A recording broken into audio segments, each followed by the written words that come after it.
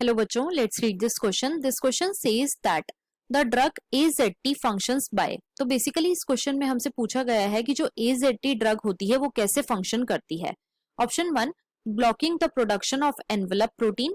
Option 2, blocking the binding of virus to the human cell receptor.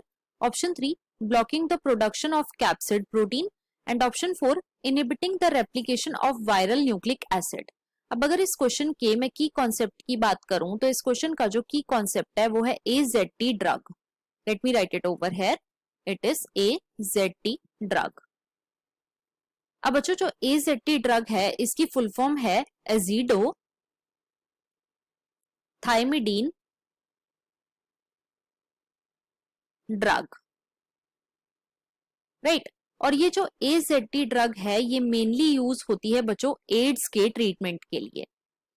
Ads का जो positive agent है वो है HIV virus. It is HIV virus. अब जो HIV है बच्चों ये एक टाइप का रेट्रो वायरस है. It is a retro virus. और इसका जो जेनेटिक मटेरियल होता है वो होता है बच्चों RNA. राइट. अब जो HIV है इसके पास रिवर्स ट्रांसक्रिप्टेज एंजाइम होता है. Reverse transcriptase enzyme. राइट. और ये रिवर्स ट्रांसक्रिप्टेज एंजाइम क्या करता है तो बेसिकली ये RNA को DNA में कन्वर्ट कर देता है. राइट. अब जो AZT ड्रग होती है बच्चों ये क्या करती है, ये इस स्टेप पे एक्ट करती है और जो वायरल न्यूक्लिक एसिड है उसका रेप्लिकेशन ही नहीं होने देती. अब देखो क्वेश्चन में हमसे यही पूछा गया था कि जो AZT ड्रग है ये कैसे फंक्शन करती है. तो बच्चों ये इनहिबिट कर देती है वायरल न्यूक्लिक एसिड का रेप्लिकेशन. तो अब हम अपने ऑप्शंस को चेक कर लेते हैं. ऑप्शन 1 में हमें गिवन है blocking the production of envelope protein. बच्चों ये इनकरेक्ट है. क्यों? क्योंकि जो एनवेलप प्रोटीन होता है वायरसेस का बच्चों ये तो इन्फेक्शन कॉज ही नहीं करता.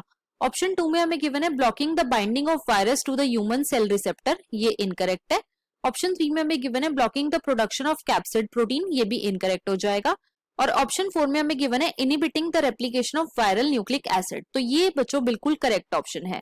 तो हमारा यहाँ पे जो करेक्ट ऑप्शन है वो है option number 4. So the final answer of this question is option number 4, that is inhibiting the replication of viral nucleic acid. I hope you understood it well. Best of luck.